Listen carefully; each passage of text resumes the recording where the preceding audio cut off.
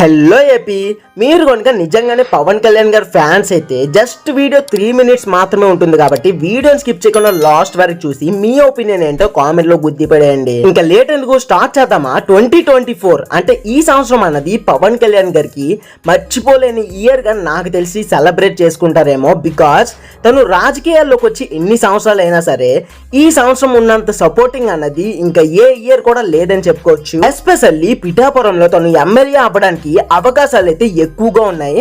అంటే దాన్ని బట్టి చూస్తే ఇన్ని సంవత్సరాలు లేనిది ఈ ఇయర్ లో అయితే అసెంబ్లీకి వెళ్ళబోతున్నారు మన పవన్ కళ్యాణ్ గారు. ఇప్పటికే పవన్ అన్న ప్రజల కోసం తన ఆస్తులు కూడా అమ్మేసి చాలా చేస్తున్నాడు.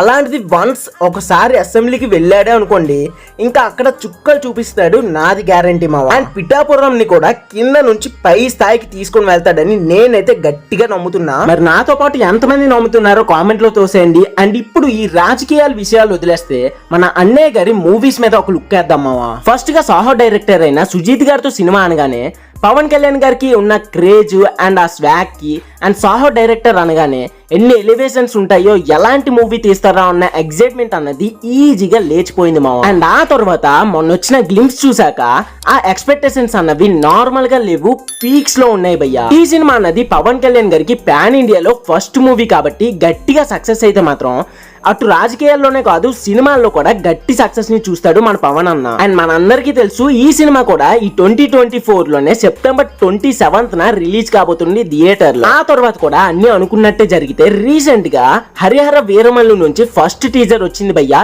ఈ టీజర్ కూడా నాకైతే పిచ్చి పిచ్చిగా నచ్చేసింది. ఎస్పెషల్లీ మనం వింటేజ్ పవన్ కళ్యాణ్ గారి ఫైట్స్ చూడొచ్చు భయ్యా ఇందులో. వామ్మో, ఓజీ మూవీ ఇంకా కొందరికి కన్ఫ్యూజ్ అయ్యి అర్థం కాక సాహో లాగా ఫ్లాప్ చేస్తారేమో గానీ హరిహర వీరమల్లు మూవీ మాత్రం త్రిబుల్-ఆర్ లాంటి హిట్ కొడుతుందని నేనైతే గట్టిగా నమ్ముతున్నా మామ. మొన్న టీజర్ లో పవన్ కళ్యాణ్ గారి స్వాగ్ చూస్తుంటే మెంటల్ ఎక్కిపోయిందని చెప్పుకోవచ్చు. అండ్ ఈ టీజర్ చివరిలో కూడా 2024 లోనే ఈ సినిమా రాబోతుందని మెన్షన్ చేశారు భయ్యా.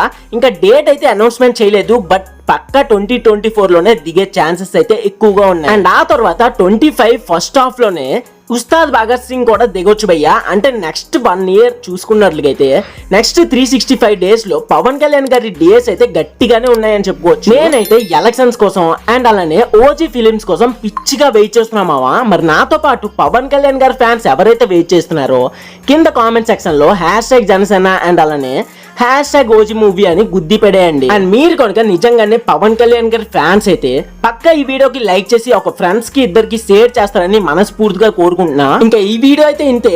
నెక్స్ట్ పవన్ కళ్యాణ్ గారి మీద ఇంకా వీడియోస్ కావాలనుకుంటే ఛానల్ ని సబ్స్క్రైబ్ చేసుకొని కింద కామెంట్ సెక్షన్ లో #PSPK అని గుద్ది పెడేయండి. నెక్స్ట్ వీడియోస్ లో ఇంకా ఇచ్చి పెడేద్దాం.